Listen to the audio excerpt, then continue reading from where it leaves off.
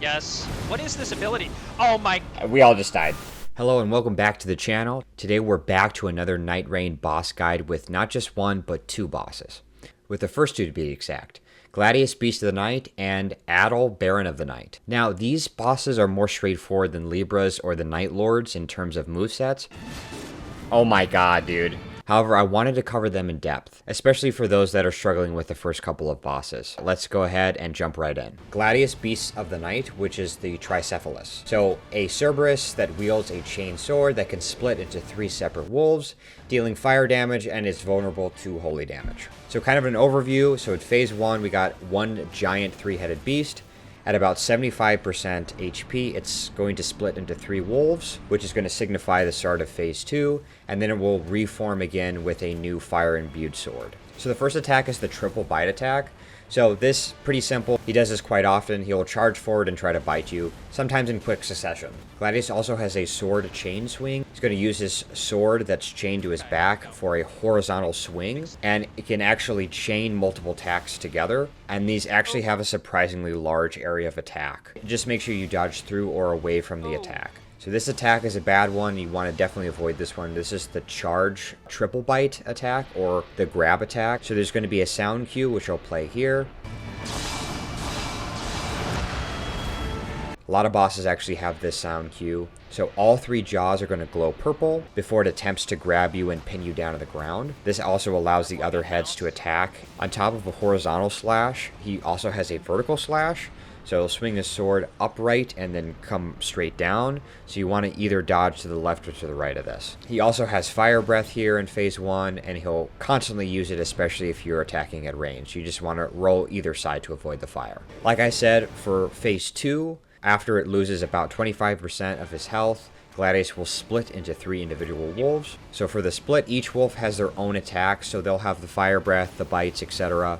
But one will possess the chain sword and will still do sword attacks, but only that one. The area will also be covered in orange banners that deal area of effect, so I would just avoid those entirely. So if you're playing solo here, I would recommend just running away until they reform again. It's a timed thing. It's not based on damage you do. You may have noticed that there's a red symbol on a player during the 3 wolf phase. This actually indicates that the wolves are targeting that player above all others. So if you are not the target, this is a good time to do some like charge attacks, especially if you have range, since they are not targeting you. So once Gladius reforms, he's now going to have a flaming sword. So all his attacks are the same as phase 1, but now they do more damage.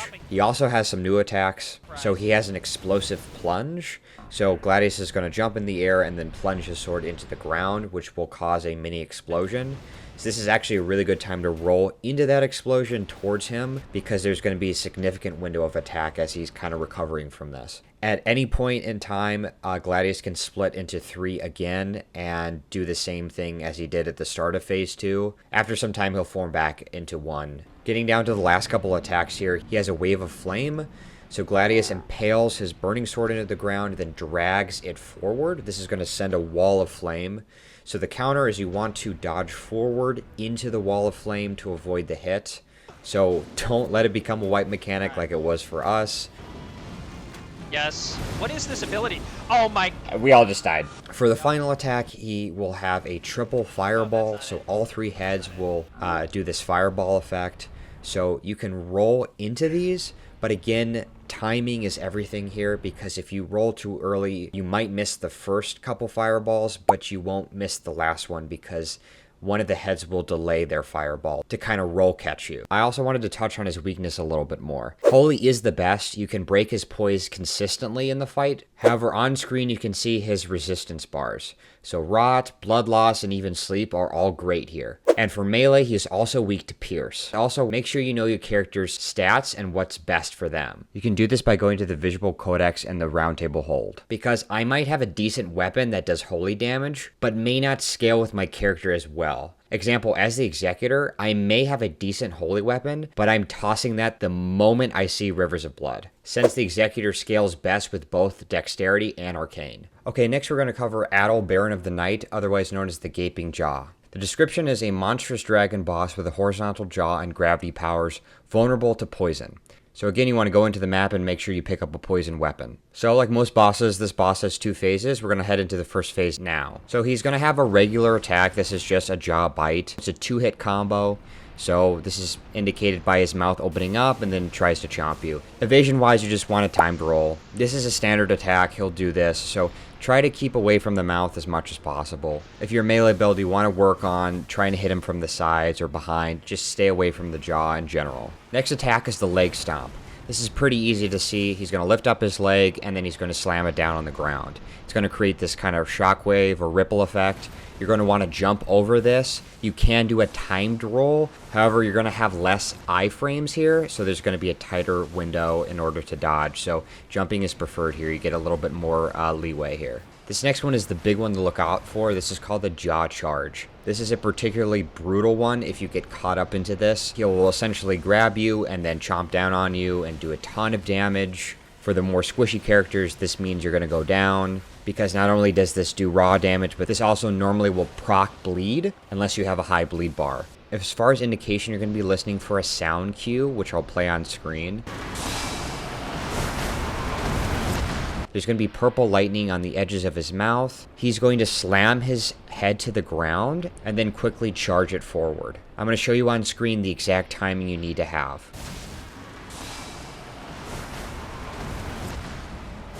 Make sure you do not dodge early here. If somebody does get grabbed, you can actually kind of capitalize this, the rest of the team, but we'll talk about that in a second. This next one is the head slam, just the exact same thing as the leg stomp.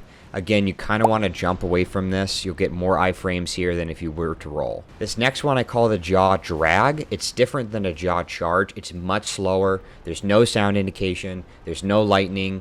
It's meant to throw off your timing. So wait until the very last second and then roll out of the way. The next one I kind of just call the roar. This is just indicated he's just going to put his head up and he's going to roar. You don't need to dodge away from these. They don't do any damage to you, but they knock you off balance. So if you're near him and you're trying to get damage off, you might want to time your roll in order to get attacks in.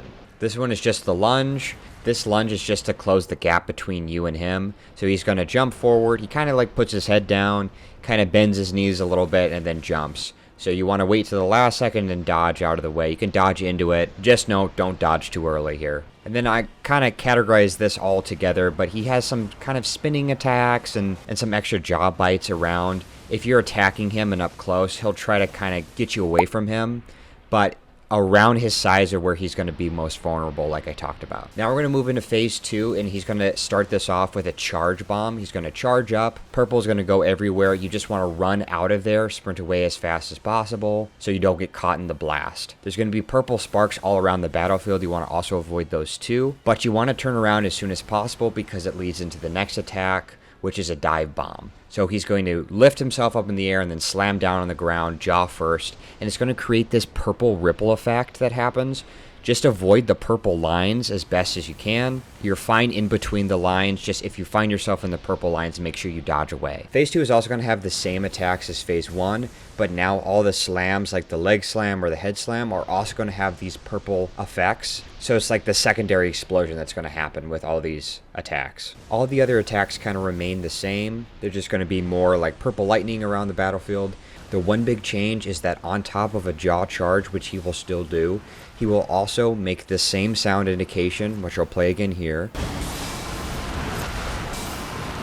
But now his jaw will kind of sweep around and try to grab you. So you want to dodge away. I'll play the timing here on screen, but he's going to do this twice.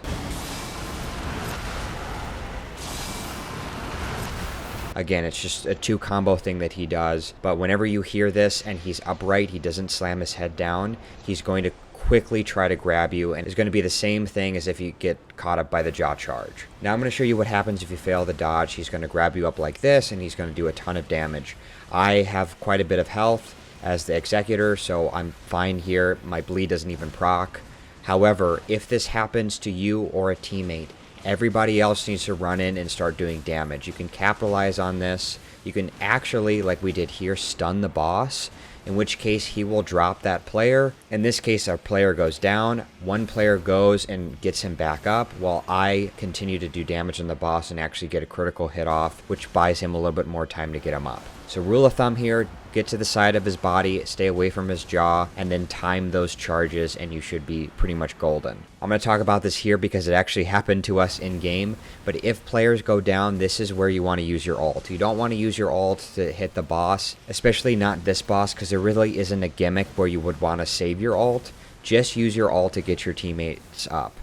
So as you see here, both my teammates are down. I go ahead and pop my ult to res one of my teammates, and then we're golden for the rest of the fight. So according to his stat sheet, he's got fire resistance and he's got lightning resistance. But below is where you're going to do your damage. So you have poison, which of course is his signature, but he can also get rot buildup, frostbite, and sleep. Also, this little dash here means that they're immune to that buildup. So both bosses actually have an immunity to madness. That is all for this video on the first two bosses. Like always, post in the comments if I missed anything. I want to make sure people are going into this fight with as much information as possible. I also want to say a huge thank you for all the support for my Libra video. It really does mean a lot to me. And to let you know that I will be doing all of the bosses. I actually got a lot of requests for the Dark Drift Knight, so I'm hoping to get that done early to mid next week. So stay tuned for that. As always, like and subscribe, and I'll see you in the next one. Welcome to the washing machine, son.